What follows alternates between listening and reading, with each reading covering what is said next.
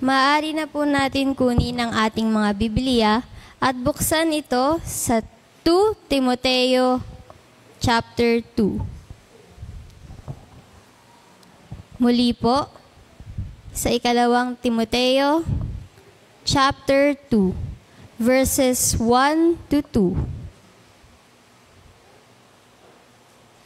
Kung nakita na po nating lahat, sabay-sabay po natin itong basahin. Ang mabuting kawal ni Kristo Jesus. Kaya nga, anak ko, magpakatatag ka sa tulong ni Kristo Jesus. Ang mga narinig mo sa akin sa harap ng maraming saksi ay ituro mo rin sa mga taong mapagkakatiwalaan at may kakayahang magturo naman sa iba. Pinagpala na po ng Panginoon ang kanyang mabuting salita. Amen. Good morning. Praise God. Good morning po. Happy Sunday sa ating lahat. Purihin ang Panginoon sa panibagong pagkakataon na tayo po ay maglilingkod sa Kanya. Salamat po sa Panginoon sa ating worship team. Palakpakan po natin ang Panginoon sa buhay ating worship team. Sa kanila pong pangunguna sa atin sa pagsamba. Pero dapat hindi lang sila yung sumasamba. Dapat po tayong lahat, and I felt the presence of God. Maganda habang kaninang kumakanta yung ating pong worship team, sumasabay po tayo. Yun po yung mahalaga. Sumasabay tayo sa atin pong pag-awit. Hindi lamang tayo umaawit, tandaan nyo, ito po ay pagsamba sa Panginoon. Amen? Amen. Glory to God. Tayo po ngayon nasa 14 na mensahe sa atin pong seryeng One More Soul series. Pag-usapan po natin kung paano magpaparami ng mga soul winners o yung pong gagamitin ng Panginoon para mag-rescue. Sa panahon po natin ngayon, kabi-kabila po yung mga natural calamities, yung mga disaster. At isa po sa abalang-abala sa ganitong panahon, yung po mga search and rescue team. Halimbawa po sa lugar ng Cebu, nakita niyo po sa balita, di ba?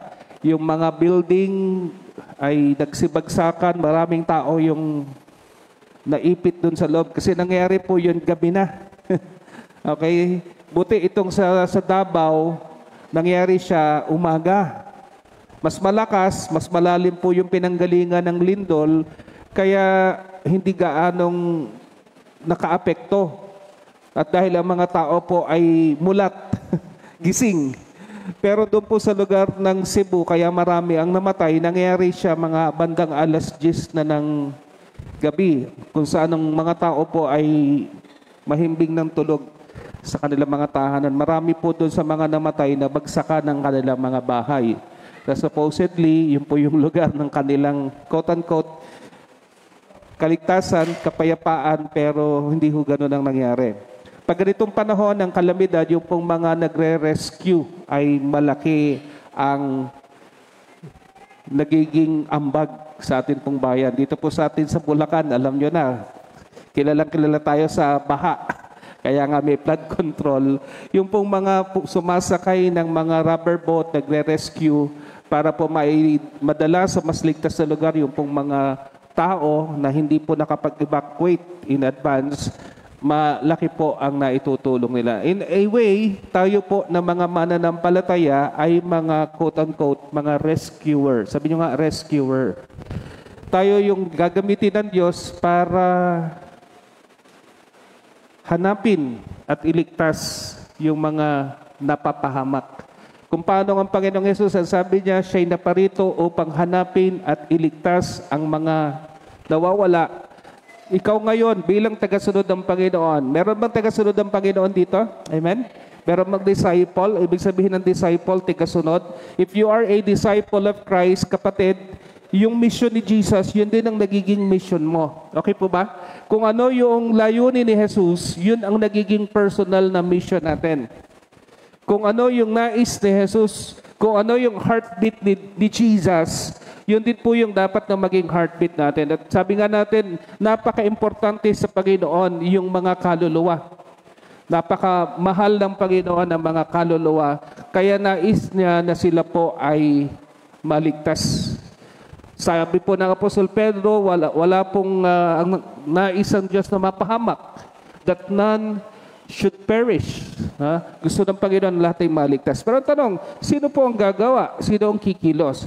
Inihabilin po ng Panginoong Hesus sa ating lahat bilang mga tagasunod niya na tayo po yung susunod. Tayo po yung gagawa ng mga ginagawa ng Panginoon nung siya'y nandito pa sa lupa. In other words, tayo yung magpapatuloy. Amen. We will continue the unfinished task. At matatapos lang tayo pag dumating na ang Panginoon. Kasi si Jesus ay muling darating. Alam niyo yung mga palatandaan ngayon, yung mga kabi-kabilang lindol na yan, yung kabi-kabilang gera, kaguluhan, sa lahat ng panig ng daigdig, nangyayari po yan sa panahon natin. Taggutom, yung pabago-bagong lagay ng panahon, na nagbabago ang klima sa maraming bahagi ng mundo. Ano po yan, mga kapatid? Yan ay mga palatandaan na ang Panginoong Hesus talagang malapit na pong dumating. Amen?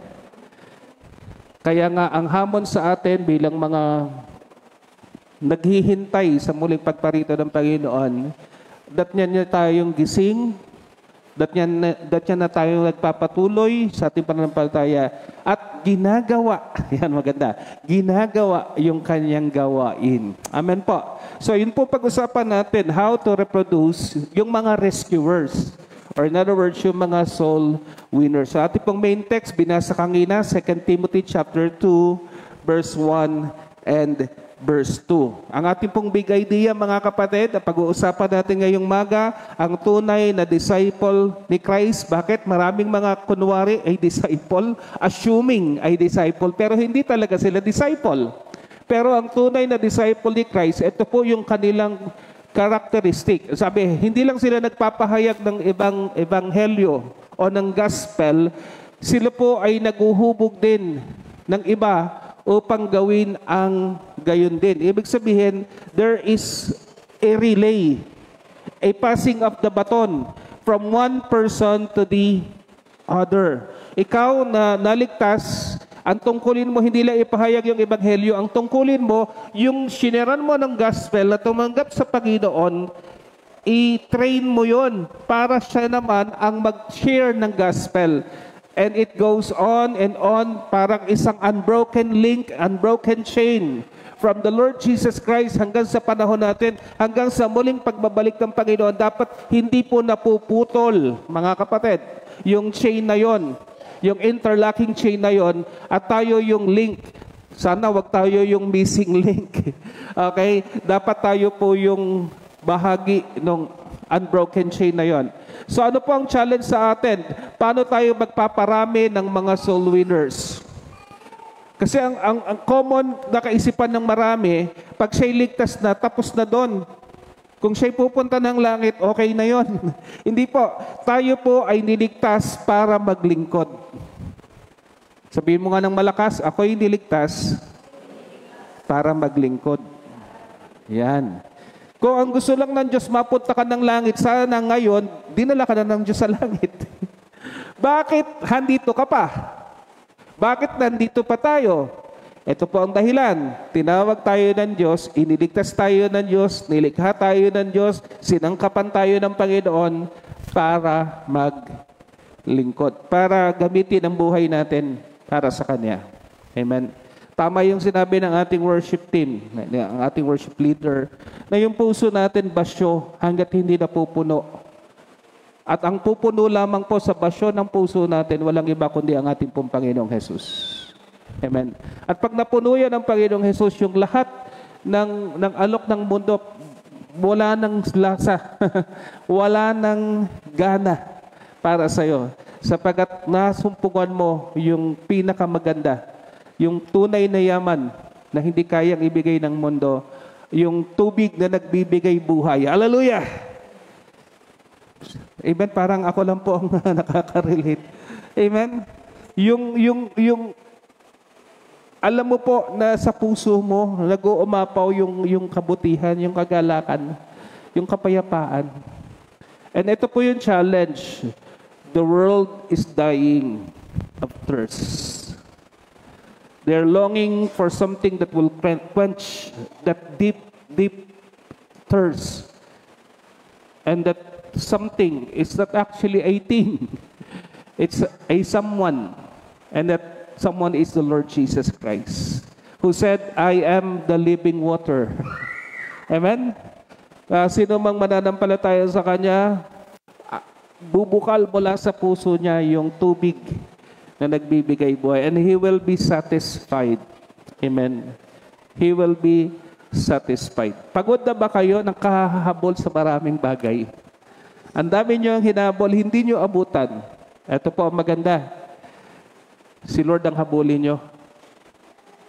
Sigurado aabutan nyo. At pag si Lord ang hinabol nyo, yung mga dating hinahabol ninyo, yun ang hahabol sa inyo. Amen? Yun po mga kapatid, I've learned that. I like to share that, and I can testify to the reality na if si Lord yung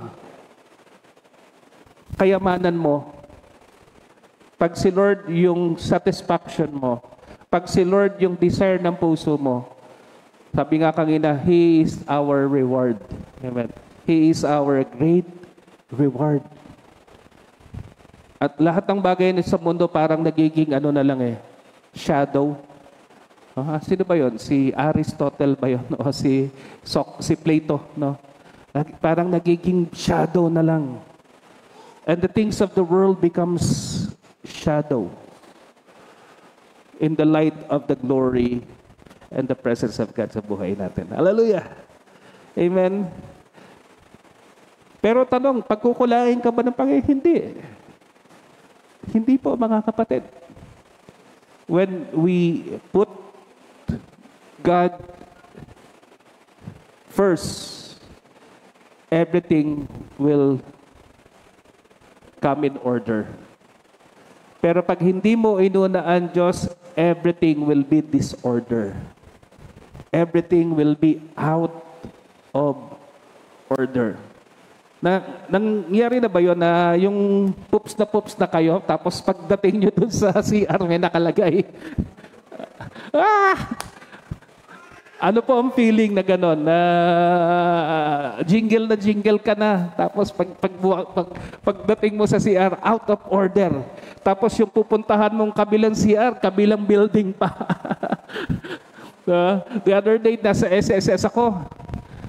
Akala ko yun ang CR. CR pala ng babae yun. Sabi niya, doon po ang CR ng lalaki. Talagang ihina ko. Layo pa pala. Kabilang dulo pa nung building na yon sa SSS. First time ko makabalik ulit sa SSS after a long while. Di ba? Your life is out of order kung wala ang Panginoon sa number 1. Di ba? Pag wala siya sa number 1 at iba ang number 1 at iba ang nakalagay doon, iba yung pinaka-hub. Di ba? Parang sa gulong merong hub. Lahat nagra-radiate mula doon sa hub na yon. Pag wala ang Panginoon doon sa hub, pag wala ang Lord sa trono, sabi nga, the throne of our hearts, everything is out of order. Pinipilit mo lang punan, pero hindi ka pa rin masaya. Same pa rin. Diba? Buhay mo parang ano lang paikot-ikot lang.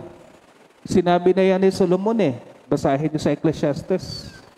It is chasing after the wind. Kumahabol ka sa hangin, hindi mo abutan. It is chasing after the wind. Kaya nga sabi niya, yung recommendation niya, alalahanin mo ang Diyos. Lalong-lalo na sa panahon ng iyong kabataan. Bago maging huli ang lahat, ialay mo ang iyong sarili, maglingkod ka sa Panginoon.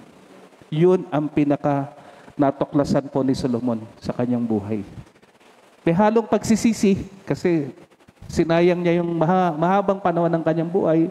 Pero salamat na lang, nakabalik pa rin siya. Hindi po ba? Ang mahalaga, yung kanyang natutunan, sa mahirap na paraan, ibinahagi niya sa atin para matutunan natin na hindi na natin kailangan daanan pa at ulitin pa yung kanyang mga pagkakamali bago natin matutunan yung katotohanan ng si Lord lang talaga. Ang Panginoon lang talaga. Amen. At ito yung dapat na marinig ng mundo. na ang Diyos ay nagliligtas. Ang Diyos ay nagbibigay ng buhay. Ang Diyos ay nagmamahal sa atin. Kaya nga ipinadala niya ang kanyang kaisa-isang anak upang ang lahat ng sasampalataya sa Panginoong Hesus hindi po mapupunta sa kapahamakan. Hindi mapupunta sa isang buhay na hahantong po sa kamatayan, both physical at saka spiritual doon sa impyerno. Kundi isang buhay na ngayon pa lamang po, dito pa lang sa lupa, meron ng kapayapaan, kagalakan, at katiyakan. Amen. Ang buhay na walang hanggan nagsisimula ngayon pag manali ka sa Panginoong Hesus. Ang buhay na walang hanggan ay isang kaugnayan, personal na relasyon, kaugnayan sa atin pong Panginoong Hesus. Amen po. So kung kayo'y merong buhay na walang hanggan, huwag niyong sarilinin. Amen po mga kapatid. Sino may buhay na walang hanggan na? Bakit ka may buhay na walang hanggan? Dahil meron ka ng relasyon. Buhay na ang iyong espiritu.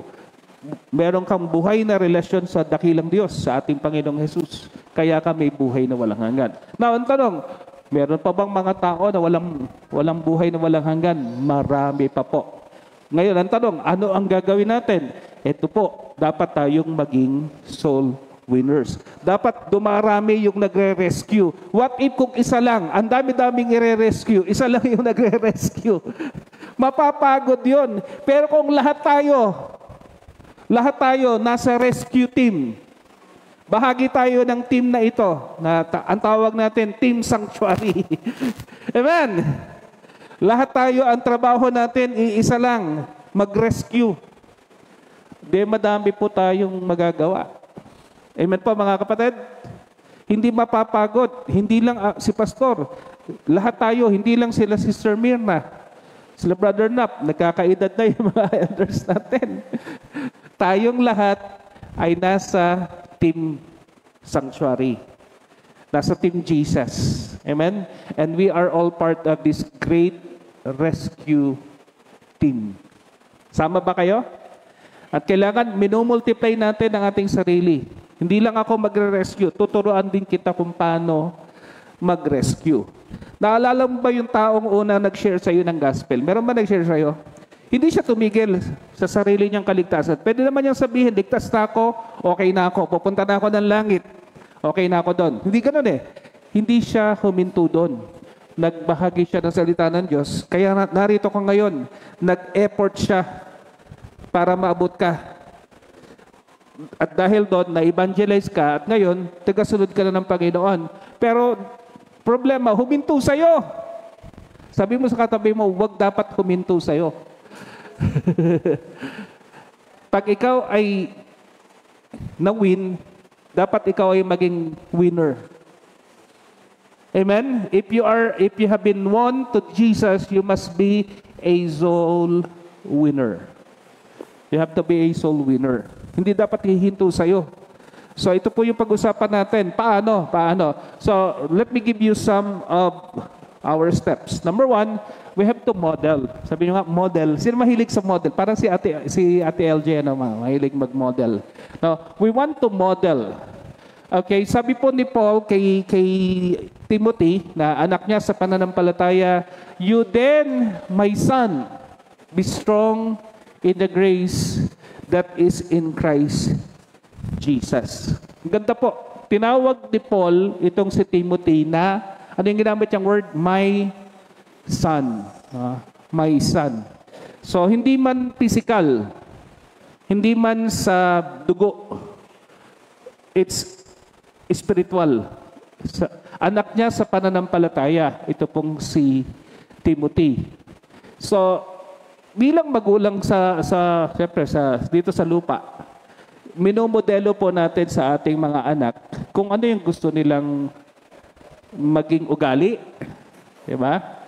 May isang commercial po na sumikat nung ako'y bata pa. So, inaamin ko, matanda na ako ngayon. Paglaki ko, gagayahin ko ang tatay ko. Sino po ang nakakaalala nung na yun? Si Mami, ngiting-ngiti eh. Ate Bayla, umaming ka na. Magkaedad tayo. Naalala niyo yung commercial na yun? Paglaki ko, gagayahin ko yung tatay ko. No? That's modeling. That's modeling. Bad or good? Yun po yung totoo. Bakit? Yung mga anak natin, hindi nila pinakikinggan yung sinasabi natin, pero ginagawa nila yung ginagawa natin. Di ba? Naalala ko, yung tatay ko noon, sabi niya sa amin, wag kayong maglalasing, wag kayong iinom ng alak. Pero siya yung umiinom ng alak. So, hindi ako maniwala kasi hindi ko nakikita sa kanyang buhay yung kanyang sinasabi.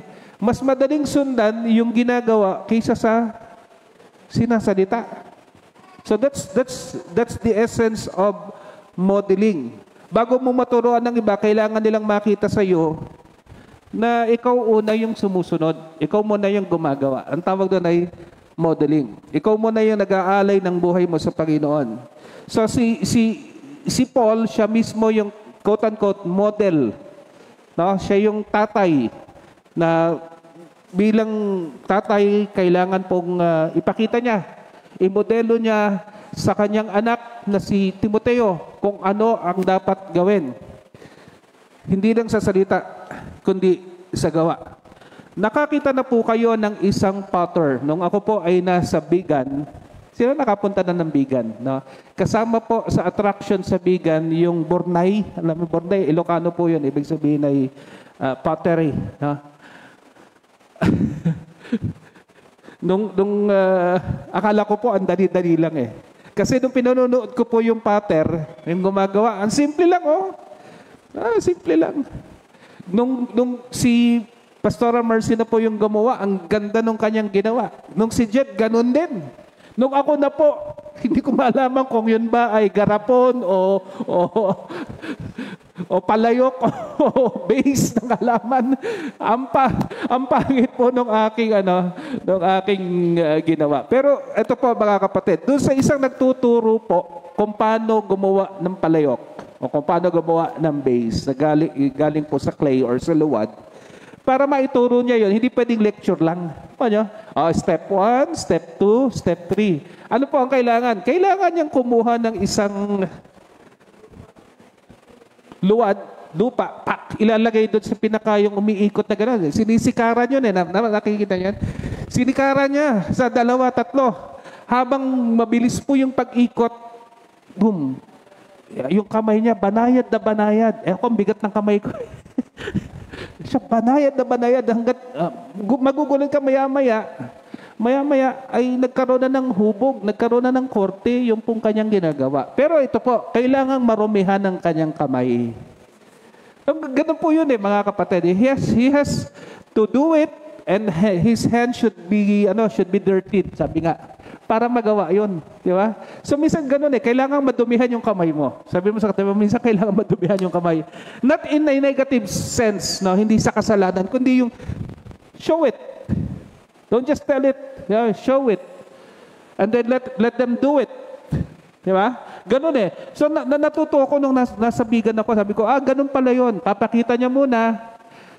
Papaliwanag niya habang pinapakita niya yon kung paano gagawin. Marurumihan syempre yung kamay niya. Pero pag ginagawa mo na, susundan mo lang yung kanyang ginawa.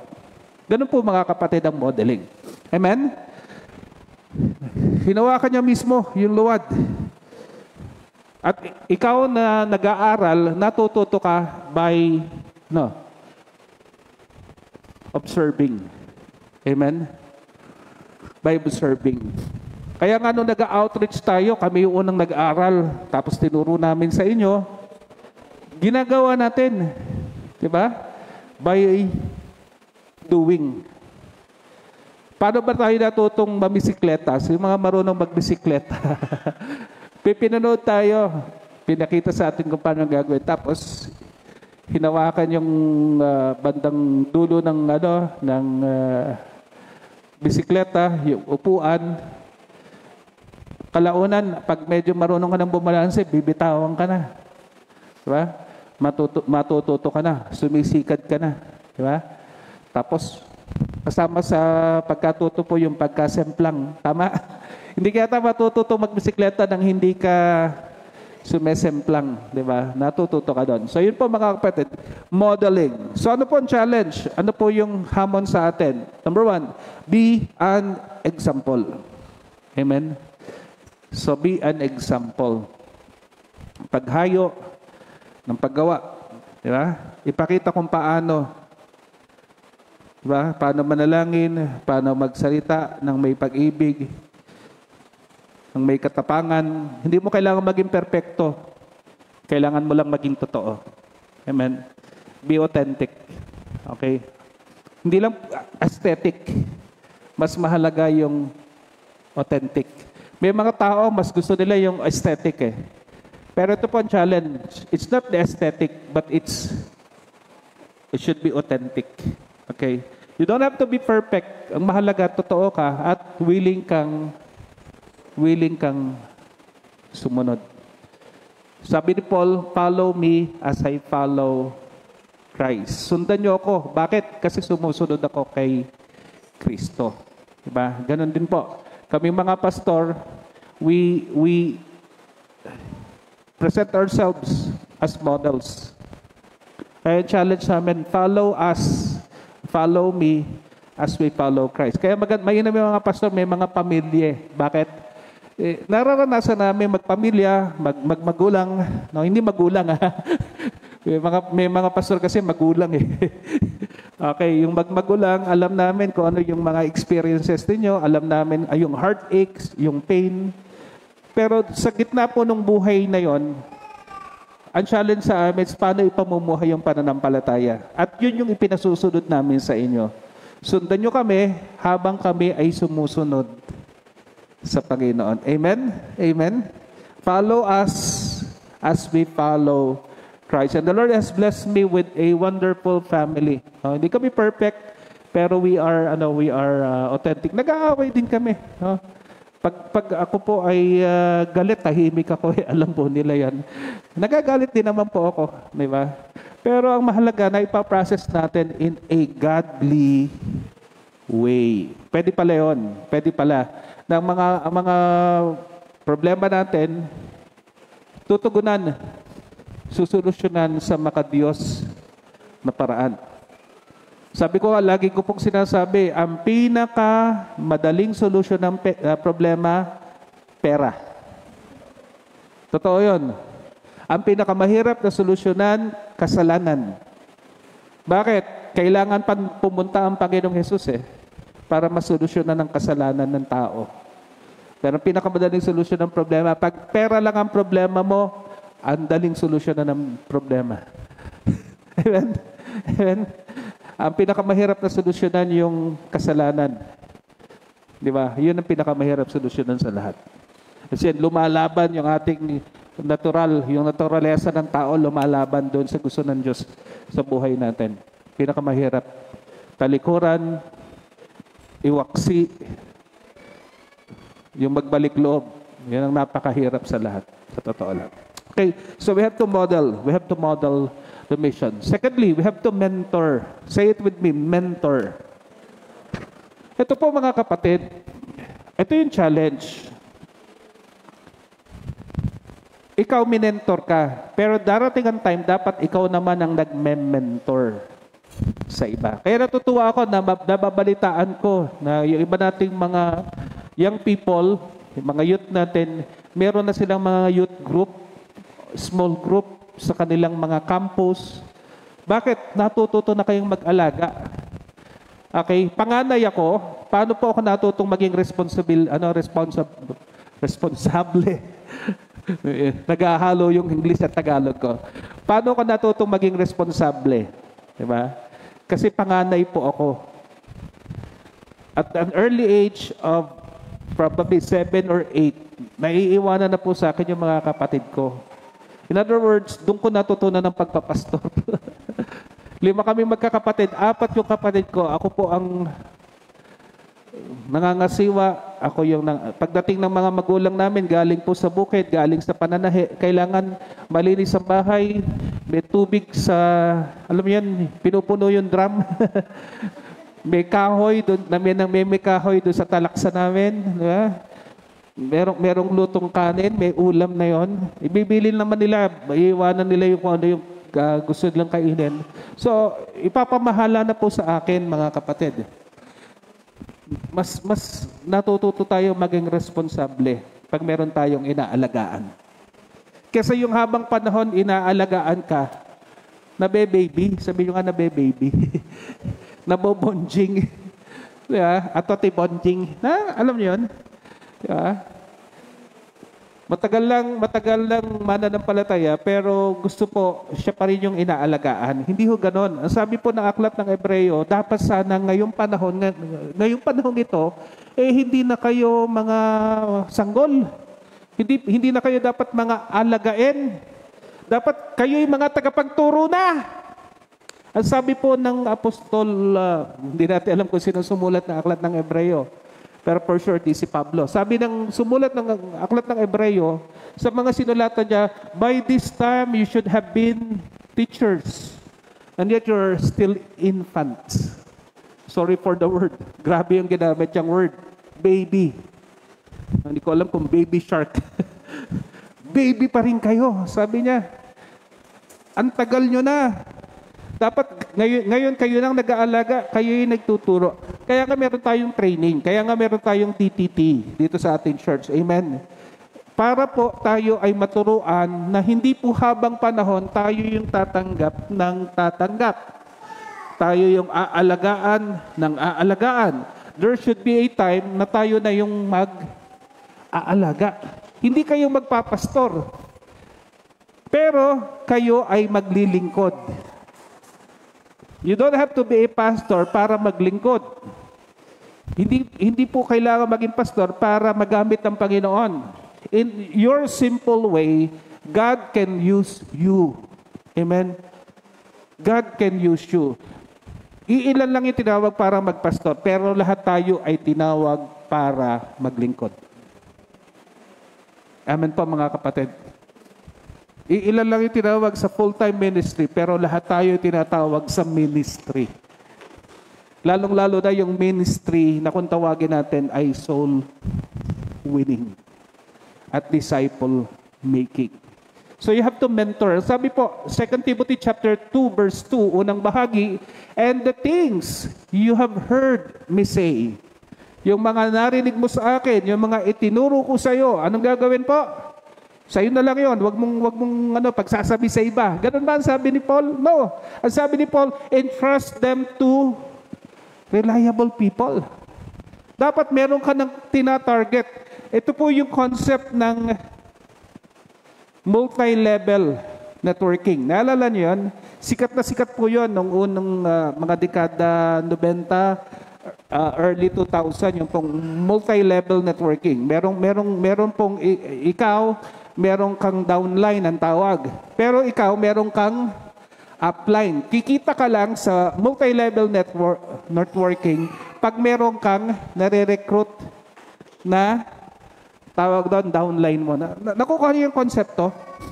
Hindi po yan nagsimula sa marketplace. Hindi yan nagsimula sa business world. Yung pong konsepto ng multi-level networking galing sa Bible, galing sa church. Ang tawag lang natin doon, discipleship at saka mentoring. Okay po kayo doon?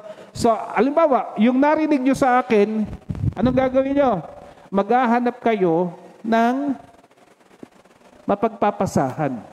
And interestingly, the word tradition comes from the Latin word tradere, meaning to pass on. Doon natin kinuha yung salitang tradition saka yung salitang trade. Alam niyo yung trade? Di ba? Pag nagte-trade kayo, binibigyan niyo yung produkto nyo, you're trading. Okay? Isa yung pinanggalingan ng salitang trade at saka yung tradition. But the basic concept is this: you have to pass something to someone. Whether it's a product or in our case, a belief system, doctrines, yung faith, yung content at saka yung experience, ipinapasa natin. And that is what tradition is. We are passing on what we have learned, what we have experienced sa Panginoon, ipinapasa po natin. So ito po yung challenge sa atin, mga kapatid. Hindi hihinto sa'yo. Merong isang event sa Olympics, ang tawag po doon ay relay. 4x4, men's at saka women's relay. Isang pangyayari po, by the way, lagi nagcha-champion doon sa event na yon yung mga tiga USA. USA.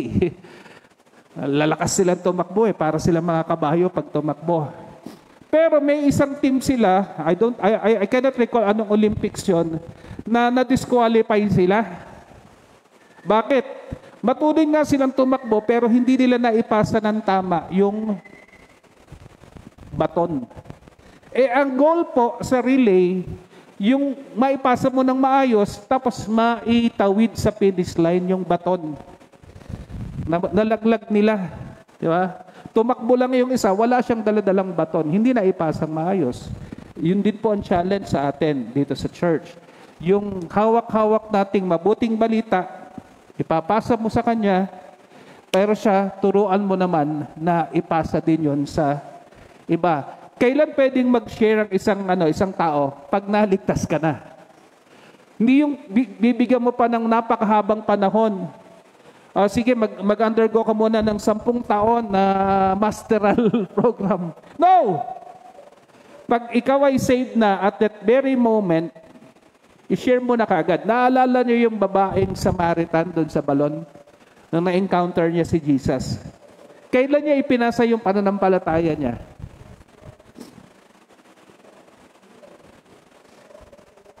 Iniwanan niya yung kanyang banga, pumunta siya sa bahay, pinamalita sa kanyang mga kapitbahay. May pagkamarites din no?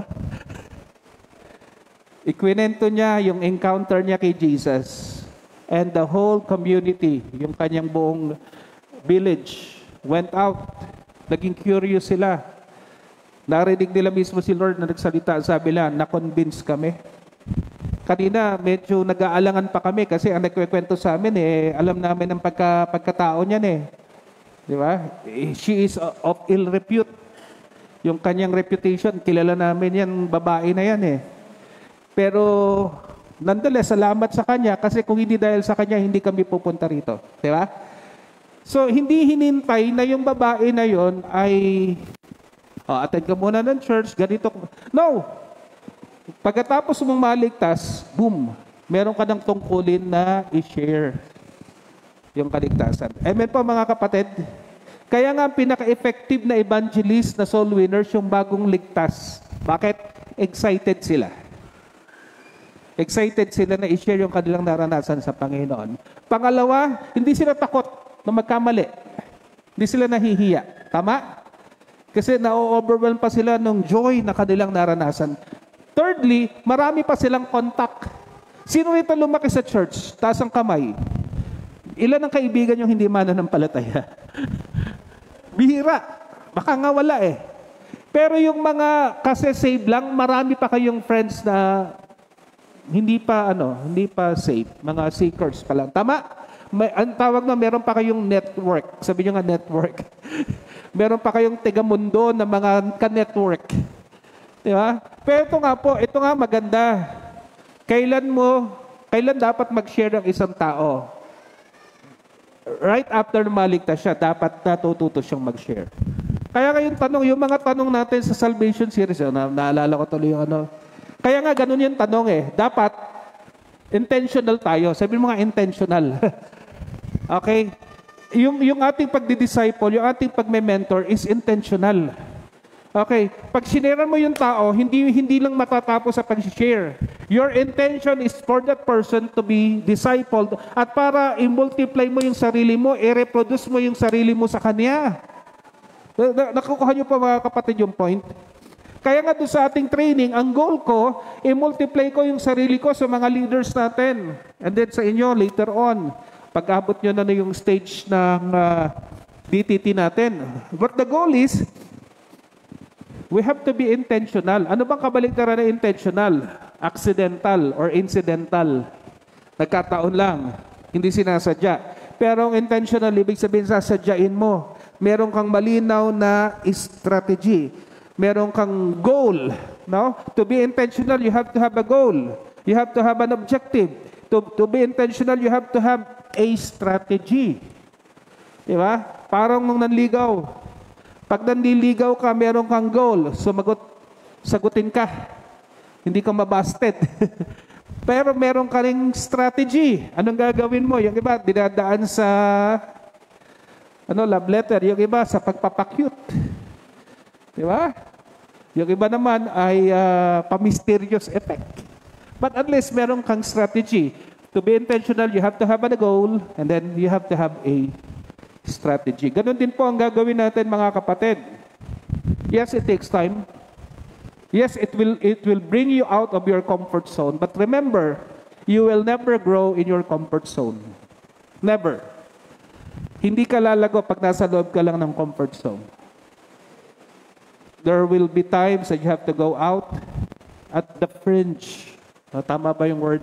Nung comfort zone mo para mag-expand ka. When the Lord called me na punta ka ng Malolos, sabi ko kay Lord, Lord, komportable na ako Santa Maria. Pero sabi ni Lord, okay, pero pag komportable ka na dyan, hindi ka nalalago. Pero nung pumunta po ako, sumunod dito sa Panginoon, pumunta dito sa Malolos, ang dami ko pong naranasan. Pwedeng ilagay sa isang libro. But, doon ako pinalago ng Panginoon. Amen. Glory to God. Amen. Purihin ang Panginoon. So, that's intentionality, my friends. We have to mentor others. We have to pass the baton. We have to be intentional na ituro ito na Lord willing. Kaya nga yung word na ginamit ni Paul is the word reliable. Say it with me, reliable. Reliable. Ibig sabihin, hindi mo basta-basta hindi haphazard. Kaya nga may intentionality isa rin pala sa keyword for intentionality is the word focus. Say it, focus. Okay, so dapat may focus ka.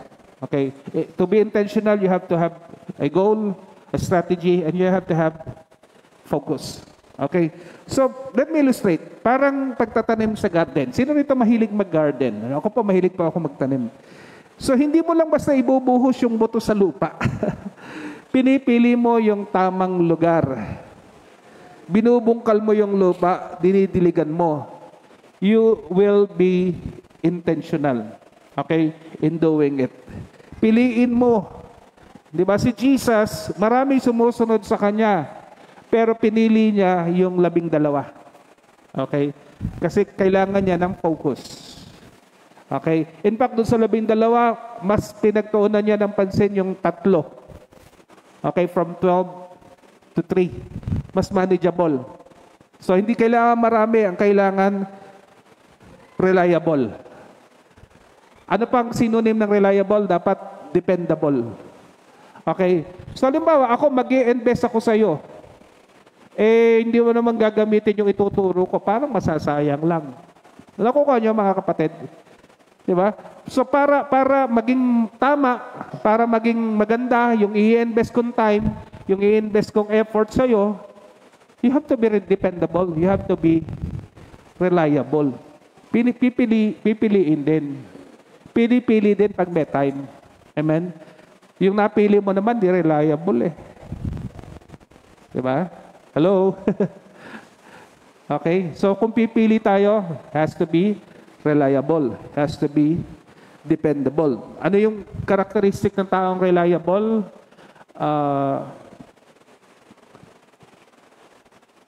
Present. Yung presence niya, andun. Okay, you have to invest your time wisely.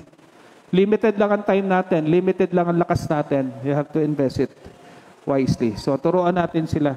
So, I like to invest my life with you, life to life. Dapat po, may bunga yun. Kung hindi, sayang lang yung atin pong investment. Okay, so we have to mentor intentionally. And then thirdly, we have to multiply. Say it with me, multiply. Multiply the vision. Okay, sabi ni Paul dito, ipasa mo sa reliable men who will also be qualified to teach others. So, hindi lang pala dapat huminto rin sa kanila. Dapat sila din ay mag-transfer nito, mag-pass on sa iba. Okay? So, may 4 generations sa involved. Si Paul, and then si Timothy, na maghahanap ng mga reliable person, at yung reliable person sa yon ay may dapat na pagpapasahan natuturuan. So ganun din po. Pag sa church, huminto tayo dito kay Timothy. In one generation or two, sarado po ang church natin. Buti ngayon, nakaka-third generation na tayo, tuloy pa rin ang ating church. Amen. Amen. Purihin ang Panginoon. Purihin ang Panginoon. Pero dapat yung third generation, maging maingat kayo. Pag huminto sa inyo at wala tayo na pagpasahan, yari na. So dapat tuloy-tuloy po ang pagpapasa. Yung multiplication. It's a vision. Hindi po natatapos sa isang level lang. Dapat merong fourth generation. Okay? At yung fourth generation, kailangan maipasa ito sa fifth generation, sa sixth, seventh, eighth, hanggang sa dumating si Lord. Okay? So pag nangyari to, the growth of the church is not only generational, but it's exponential. Okay? The faith should be generational, yes. Kaya nga sa King's Castle, ang motto, make Jesus famous to all generations, not only to the next, but to the now, to the next, and the next generations. Okay? So evangelism becomes generational, mission becomes generational, it becomes exponential kasi marami nang gumagawa. Hindi lang tayo nagbubutas ng mangko. Hindi lang tayo kumakain. Kasama tayo sa team, kasama tayo sa pwersa, kasama tayo sa kumikilos. Parang ilaw na nagsimula lang sa isa, tapos marami na po yung nailawan, mas nawawala yung dilim, mas nakikita yung liwanag, mas lumalawak po yung naaabot ng atin pong ginagawa para sa Panginoon. So, ito pong tanong, are you willing to invest your life? Amen. On something that is valuable. Naalala ko po, yung mga atleta, mahilig po ako manood ng mga laro. Diba? Yung mga atleta, buong buhay nila, ginugol nila para sa kanilang game, sa kanilang sports. No? Kaya ako, sabi nung mga kaibigan ko ng bata ako, mag-aral ka mag-basketball kasi matangkad ka. Di ba? Pero sa isip ko naman, hindi naman lahat ng marunong mag-basketball mapupunta sa PBA. Tama? Yung napupunta sa PBA, mga 99 percentile. Ilang milyong tao marunong mag-basketball sa Pilipinas? Ha? Milyon. Tanong, ilang daan lang ang naglalaro sa PBA? May 100 ba naglalaro sa PBA? Ilang man team sa PBA? Meron 100.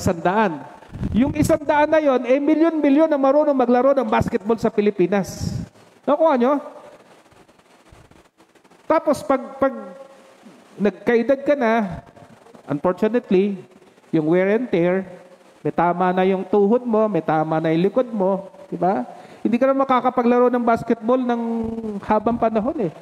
Pag nag-edad ka po ng 30, 35, maramdam mo na yung yung wear and tear, di ba?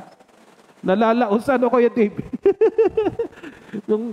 nung bata-bata si Kuya Dave, galing nito no? Talaga naman pambato natin sa basketball ito Pero di ba? Doon yung time na di ba? So yun. Babalikan mo na lang yung alaala. Alaala na lang. Nung bata-bata ka, MVP ka, di ba? Magilas kang maglaro, talagang ikaw yung highest pointer. Nakikita nila yung mga trophy doon sa eskaparate nyo, di ba? Yung mga medalya na medyo kinakalawang na, di ba? Ganun na, alaala na lang po Di ba? Puntahan natin yung ibang larangan. Politiko. Di ba? Hindi yung habang panahon yung politika.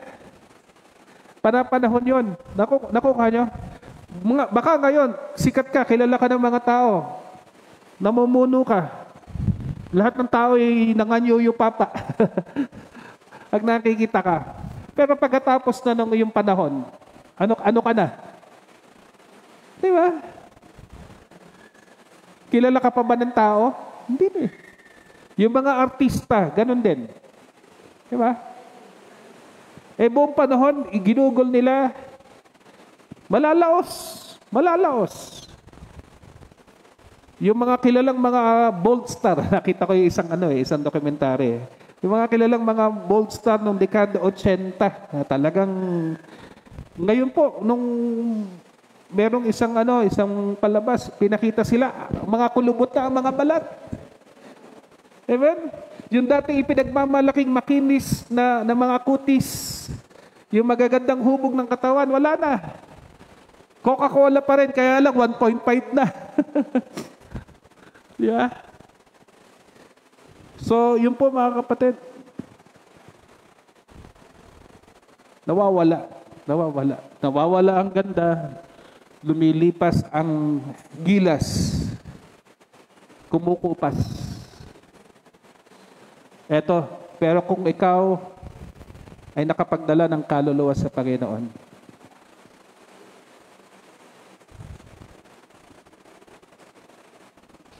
umayos ang buhay. Nagpatuloy ang pananampalataya sa kanyang mga anak hanggang sa kaapu-apuhan. Masasabi mo, may silbi yung naging buhay mo. Amen? Kaya nga sabi ng kawikaan, he who wins souls is wise. He who wins souls is wise. Because you're not investing for this life alone. You're investing for eternity. Amen? You're investing for eternity. So mga kapatid, let us multiply the vision. Ito po yung challenge. Ito yung gusto kong ibahagi sa inyo mga kapatid. Gawin po natin ito. Gawin po natin ito. Hallelujah. Yung tunay na harvest sa ating henerasyon. Hindi sapat kung tayo lang po yung maabot. Kailangan nating ituro ito sa iba. Kailangan ipasa sa iba. Kailangan dumami po yung magre-rescue. Kasi ang daming i-rescue. Pero kakunti pa rin ang nagre-rescue. Maging bahagi tayo ng team. Maging bahagi tayo ng magliligtas. Kasi ang daming na mapapahamak. Kung wala ho tayong gagawin, kung hindi natin ipapasa at ituturo sa iba kung paano gagawin, kung paano po mag-rescue, marami po ang mapapahamak. So ano po yung challenge? Create a culture of multiplication, hindi lang po maintenance. Amen. Ano ba yung maintenance? Yung same. Di ba? May negative connotation nga yung maintenance yung gamot. Maintenance, ang tawag nila. Yung kaya hindi umaangat yung BP mo kasi nagme-maintain ka na. Hindi dapat ganon. Dapat totally mawala ayon. Dapat totally gumaling ka. Ganon din po sa ating church, mga kapatid. Kung gusto natin makita yung tunay na harvest, hindi sapat na tayo lang ang gumagawa. Kailangan dumami po yung force natin. Kailangan dumami yung workforce. Kailangan dumami po yung mga ani. How? We have to model the mission. Ipakita kung paano gagawin. Next, we have to mentor with intentionality. Piliin mo po at hubugin. Mag-invest ka ng life to life ng buhay mo. And then we have to multiply. The harvest is great. Many are ready for the harvest. Kailangan lang ng mga harvesters. Maraming kailangang i-rescue. Konti lang yung mga rescuers.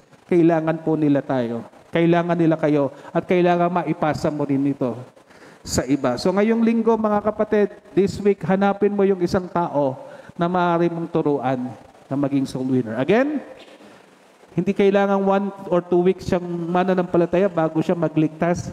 There and then, pag tumanggap yan kay Kristo, he is already a soul winner. Amen? Pwede na siyang magamit ng Panginoon. Kagaya ng babaeng Samaritana. We have to pray. Panalangin na kausapin siya. Simulang ibahagi sa kanya kung paano maaabot. Remember, every soul winner you train can reach people you never could. Yung hindi ko kayang abutin, maaabot ninyo. Makakapasok ba ako sa BSU? Sino ba makakapasok sa BSU? Ako ba? Sino makakapasok sa BSU? Kayo, kasi may ID kayo. Kasi no ID, no entry. Hindi, estudyante kayo doon. You have access. I cannot go there unless meron akong meeting with someone, but you can go there every day. Doon sa trabaho mo, makakapunta ba ako doon? Sino makakapasok doon? Ikaw. Diba? Sa bahay nyo, basta-basta ba ako makakapasok? Hindi. Sino makakapasok doon? Kayo. Every soul winner you train can reach people you never could. And the expansion goes on and on. Ang laki po ng vision. Ang laki po ng pinagagawa sa atin ng Panginoon. Kaya po samahan nyo ko. Sumama na kayo mga kapatid. And let us make this vision a reality. Ako ba makakapasok ako sa TPWH, Kuya Josiah? Hindi eh. Pero siya makakapasok siya doon. At kailangan po ng Panginoon doon sa DPWH. So you see, that is the vision. And the Lord is challenging us. Meron akong mga hindi maaabot na kayo lang ang pwedeng umabot. Amen. Kayo lang ang magagamit ng Panginoon. And pagpagamit tayo sa Panginoon. So let us not just add, let's multiply. Yung addition kasi 1 plus 1. Plus 1. Okay yon sa unang level, yung multiplication. 1 times 1 equals 1 din eh. Sa unang hakbang, lamang ang addition. 1 plus 1 equals 2. 1 times 1 equals 1. Pero sa susunod na hakbang, iba na. Diba? 2 plus 2, 4. 2 times 2, 4 pa rin. Tabla na. Ito, pangatlo. 3 plus 3, 3 times 3, lamang na. O, pagdating sa 4th generation, ang layo na. 4 plus 4, 8. 4 times 4, doble na. Kanya? 5 plus 5, 10. 5 times 5, 25. Higit sa doble na. Yun lamang niya. Nakuha niyo mga kapatid. That's the power of multiplication. Ito, hindi lang siya multiplication ng isa. Paano kung network siya? Okay? Hindi siya arithmetic mean. Paano kung siya ay geometric mean? Alam niyo yung concept sa math? Okay? Tama ba, Kuya Josiah? Yung pinagsasabi ko. Correct me if I'm wrong. Okay?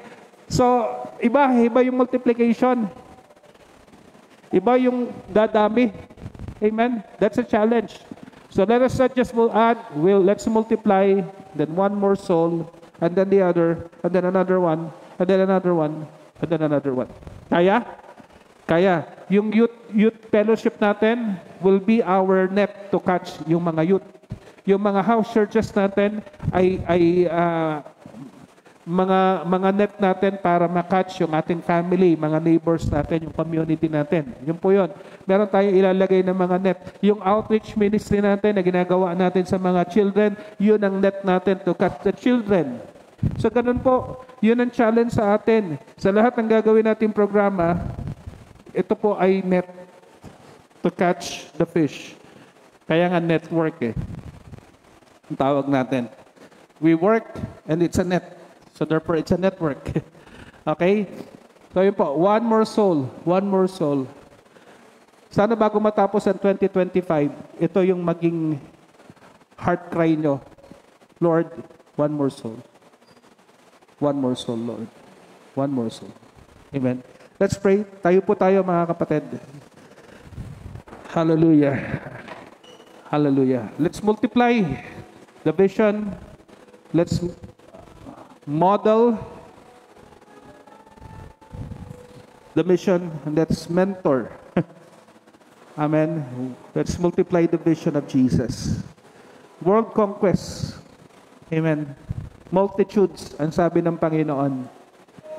Hallelujah. Tayo po'y manalangin, Panginoon. Salamat po dahil may mga taong ginamit ka para maabot po ako ng iyong ebanghelyo. Hindi lamang po siya nagsalita tungkol sa iyo, pinakita rin niya kung gaano kakabuti at dahil doon nakilala kita ng personal. Pero Lord, ayokong huminto po sa akin yung kabutihan mo, yung pagliligtas mo. Ayoko pong huminto sa akin yung kaligtasan. Tulungan mo po akong maging tunay na disciple na handang magbahagi ng iyong pag-ibig sa iba. Gawin mo akong modelo ng pananampalataya upang makita ko po sa lahat ng aking kilos, sa salita, sa mga pagpapasya ko, ikaw po yung makita, Panginoon. Bigyan mo rin po ako ng puso para magturo sa iba. Ipakita mo po kung sino yung dapat kong turuan, i-mentor, paglaanan ng oras ng panalangin, ng pag-ibig, paglaanan po ng aking lakas, ng aking time. Turuan mo po ako maging matyaga, magtanim, magdilig, gaya ng isang matyagang hardinero, maghintay hanggang sa tumubo po yung bunga ng aking itinanim at magbunga ito ng kaligtasan, buhay na walang hanggan. Higit sa lahat, Panginoon, palawakin mo po yung aking pananaw. Hindi lang ako para magdagdag ng isa, kundi i-reproduce yung aking sarili. Magparami pa ng mga magre-rescue kasi ang dami pong napapahamak. Araw-araw maraming namamatay na walang Kristo at papunta sa walang hanggang kaparusahan sa impyerno. Tulungan mo po ako na makakita ng tuturuan. Kagaya po ni Pablo na meron pong Timothy. Tulungan mo po ako na makakita ng Timothy na magtuturo rin sa iba. Gamitin mo po yung aking buhay na maipasa po, hindi lamang yung pananampalataya, kundi yung pagsunod at paglilingkod sa iyo, Panginoon. Lord, gawin mo po kaming multiplier, hindi po divider. Gawin mo po kaming multiplier, Panginoon, ng iyong liwanag na sa bawat taong aming maaabot, may isa pang maaabot at isa pa at isa pa at isa pa hanggang ang buong mundo ay marinig ang iyong pangalan at maparangalan ka. Ito po ang aming panalangin, hiling. Banal na Espiritu, kilusin mo po ang bawat isa that we will reproduce ourselves, yung pagiging soul winner, Panginoon, maipasa namin. Hindi na po kami maghihintay pa ng matagal.